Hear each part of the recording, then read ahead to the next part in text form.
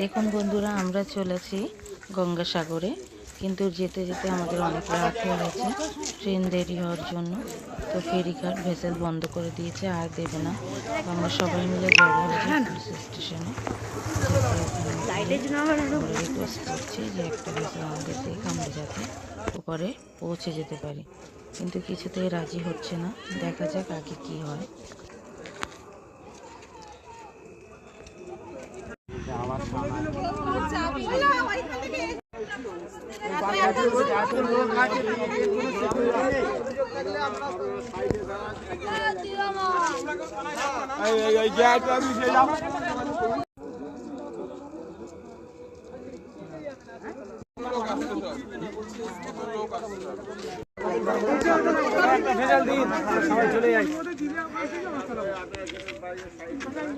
অনেক ঝামেলা করার পর